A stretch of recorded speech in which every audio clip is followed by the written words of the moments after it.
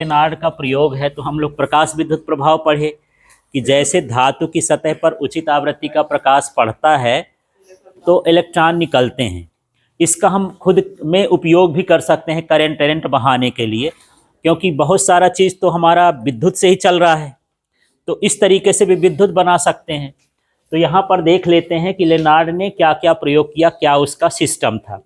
ठीक, तो सबसे पहले एक ये विसर्जन नलिका लिया। विसर्जन नलिका कुछ नहीं है, एक कांच की नली है, जैसे आपके घर में ट्यूबलाइट लगी रहती है, बस उसी तरह की नली को हम क्या बोलते हैं, विसर्जन नलिका।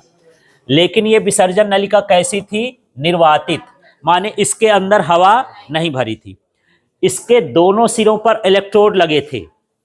एक का नाम है, यहाँ पर जो इलेक्ट्रोड है ये एक तरह धातु का टुकड़ा है, धातु की प्लेट है। इस प्लेट का नाम जो है उत्सर्जक भी होता है, एमीटर भी होता है। इस प्लेट को उत्सर्जक भी कहते हैं क्योंकि यहाँ से इलेक्ट्रॉन निकलते हैं। और इस प्लेट को हम क्या कहते हैं, एनोड भी कहते हैं। और दूसरा नाम क्या होता है, संग्राहक, कलेक्टर।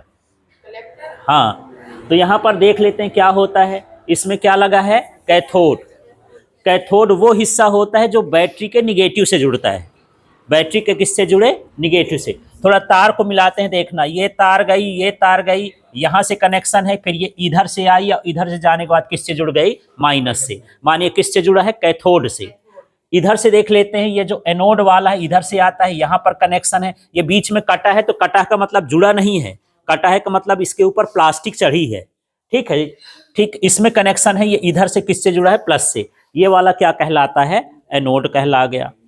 अब यहाँ पर ये जो म्यू ए लिखा है ये अमीटर है। अमीटर किसी परिपथ में धारा का मापन करता है, करंट का, और उसको हमेशा श्रेणी क्रम में जोड़ा जाता है। जो मैं अभी बोल दिया, इसकी लाइन भी परीक्षा में आ जाती है कि अमीटर को धारा का मापन करते समय किस क्रम में जोड़ा जाता है, तो किस क्रम में जोड़ते हैं, श्रेणी क्रम में।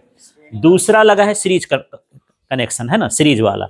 और यहाँ पर जो है ये वोल्ट मीटर है, ये हम इसको किस में जोड़े हैं, पार्श्व क्रम में या समांतर क्रम में। तो दो चीजें यहाँ पर और सीखने के लिए मिल रही हैं कि हमेशा वोल्ट मीटर को किस में जोड़ा जाता है, समांतर क्रम में, पैरेलल में जोड़ा जाता है। ठीक है और जो अमीटर है हमेशा किस में जोड़ा जाता है, श्रेणी क्रम में।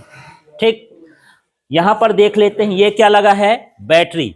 और ये लगा है रियोस्टेट, इसको बोलते हैं परिवर्ती प्रतिरोध। जो आपके घर में पंखा को चलाने के लिए रेगुलेटर होता है, जिससे हम उसके प्रतिरोध को कम ज़्यादा करते हैं, तो जिसका हम प्रतिरोध बदल सकें उसको हम क्या बोलते हैं, रियोस्टेट, परिवर्ती प्रतिरोध कहला गया।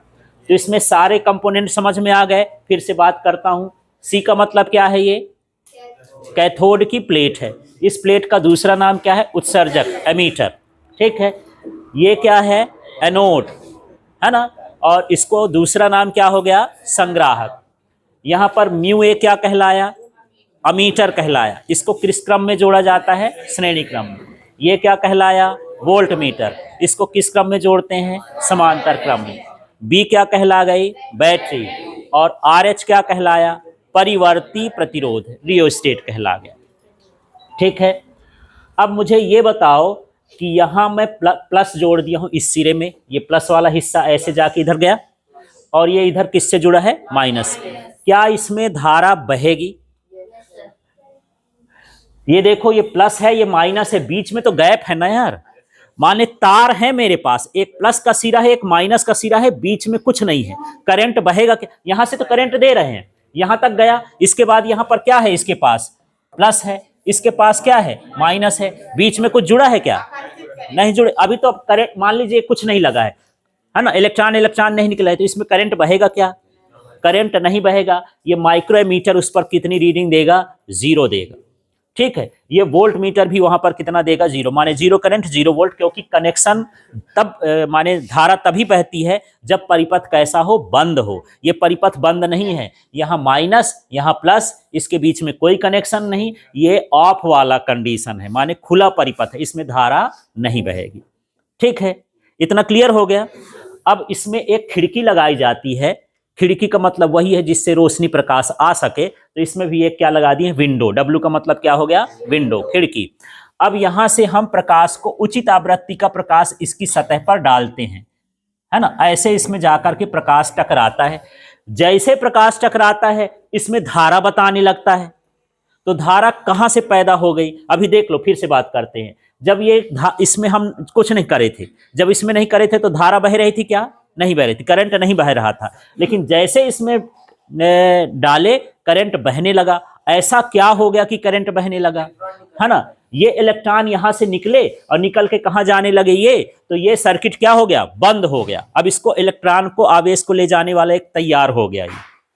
तो इसका मतलब ये है कि इसमें इलेक्ट्रॉन का उत्सर्जन होता है। यहीं से पता चल गया कि ये प्रकाश विद्युत प्रभाव है। तो प्रकाश विद्युत प्रभाव के कारण क्या निकल रहे हैं? इलेक्ट्रॉन। अब इलेक्ट्रॉन में कैसा आवेश होता है? माइनस। तो जो माइनस वाला है किधर की ओर भागेगा? प्लस की ओर। ये इसको इकट्ठा करेगा। संग्राहक का मतलब ये है, यहां से इलेक्ट्रॉन निकलते जाएंगे, यहां जाएंगे, फिर ऐसे सर्किट से पूरे सर्किट में अब घूमना चालू कर देंगे। जब सर्किट में घूमना चालू कर देंगे, इसमें क्या बहेगा? करंट। और ये करंट किसके कारण बह रहा है? प्रकाश। इसलिए इसका नाम क्या हो जाता है? प्रकाश धारा। समझ में आ गया? ठीक है, क्लियर हो गया। अब चित्र के बारे में यदि आपको लिखना है तो चित्रानुसार यही है कि इसमें क्या है? निर्वातित विसर्जन नलिका है। इसमें कैथोड सी है या उत्सर्जक प्लेट सी है, एनोड ए है या संग्राहक प्लेट क्या है? ए है। जब प्रकाश कैथोड पर पड़ता है, इससे इलेक्ट्रॉन निकलने लगते हैं जो एनोड द्वारा एकत्रित कर लिए जाते हैं, आकर्षित हो जाते हैं, जिससे धारा बहती है। उस धारा को हम बोलते हैं क्या? प्रकाश धारा। उसका नाम क्या हो गया? प्रकाश धारा। ठीक है, तो यदि समझ में आया होगा तो दो चीज बताना मुझे। यदि मैं यहाँ पर प्रकाश धारा न दूं, क्या इसमें करंट बहेगा? तो क्यों नहीं बहेगा? ये खुला परिपथ कहलाएगा। ये कैसा परिपथ कहलाएगा? खुला। क्योंकि प्लस माइनस को किसी न किसी सहारे के से जुड़ना चाहिए, चाहे बल्ब से या रेसिस्टर से, किसी न किसी से कनेक्ट होना चाहिए। अलग अलग सिरे होंगे तो करंट नहीं बहेगा। दूसरी चीज, यदि मैं इसमें प्रकाश डाल दूं, है ना, तो क्या इसमें करंट बताएगा? क्यों बताएगा? क्योंकि जब प्रकाश डालते हैं तो क्या इलेक्ट्रॉन निकलते हैं। निकले हुए इलेक्ट्रॉन कहाँ की ओर जाते हैं? एनोड की ओर, जिससे परिपथ में क्या बहेगी? धारा, करंट बहेगा। उस करंट का नाम क्या होगा? प्रकाश धारा। ठीक है, इसमें उन्होंने ये भी अध्ययन किया कि एक काम करते हैं, प्रकाश की तीव्रता को बढ़ाते हैं। तीव्रता माने ये किरणों के आने की संख्या, फोटानों की संख्या को यदि हम बढ़ा दें तो क्या होगा। तो वो देख रहे थे कि जैसे जैसे प्रकाश की तीव्रता बढ़ाते जाते हैं, धारा का मान भी क्या होता है? बढ़ता जाता है। ऐसे समझो कि मान लो प्रकाश की तीव्रता 10 इंटेंसिटी वाला होगा तो धारा हमको 1 एम्पियर, 1 माइक्रो एम्पियर मिल रही होगी। जब मैं इसको 20 करता हूं तो 2 माइक्रो एम्पियर, 30 करता हूं तो 3 माइक्रो एम्पियर। माने जैसे जैसे हम तीव्रता को क्या करते हैं? बढ़ाते जाते हैं, प्रकाश धारा का मान क्या होता है? बढ़ता जाता है। तो यही उसने अध्ययन किया कि यदि मैं प्रकाश की तीव्रता बढ़ाऊं तो प्रकाश धारा का मान क्या होता है? बढ़ता है। तो एक चीज ये हो गया। तो इसमें प्रश्न आ जाता है परीक्षा में कि प्रकाश की तीव्रता बढ़ाने पर खाली स्थान बढ़ता है, क्या हो गया? प्रकाश धारा। फोटो करंट जो है, फोटो इंटेंसिटी बढ़ाएंगे तो फोटो करंट क्या होगा? बढ़ेगा। ठीक है, दूसरा पूछता है कि प्रकाश की तीव्रता और प्रकाश धारा के बीच का ग्राफ खींचिए। 1 नंबर में इतना ही पूछ देता है। तो आपको हमेशा प्रकाश धारा भी, मैं बहुत सारे ग्राफ इसके आगे बताऊंगा, प्रकाश धारा को हमेशा कहाँ रखना है? ऊपर। और ये दूसरा चीज है प्रकाश की तीव्रता। इस तरह से हम ग्राफ करके चले आएंगे। दूसरा ग्राफ से रिलेटेड ऐसा पूछ देता है कि प्रकाश की तीव्रता और प्रकाश की धारा के बीच का ग्राफ कैसा होता है? तो ग्राफ कैसा हो जाएगा? सरल रेखा। ऐसे छोटे छोटे इसमें से क्वेश्चन आएंगे। ये प्रयोग बहुत बड़ा है, मतलब ये अकेले आ जाए तो 20 नंबर का आना चाहिए, इतना सारा है। तो ये टुकड़े टुकड़े में आता है। अब टुकड़े टुकड़े में ऐसे ही आ जाएगा। यही प्रकाश की तीव्रता प्रकाश धारा के समानुपाती होती है, ऐसा। ये प्रकाश धारा किस पर निर्भर करती है ना? किस पर निर्भर करती है? प्रकाश की तीव्रता पर। ऐसे छोटे मोटे क्वेश्चन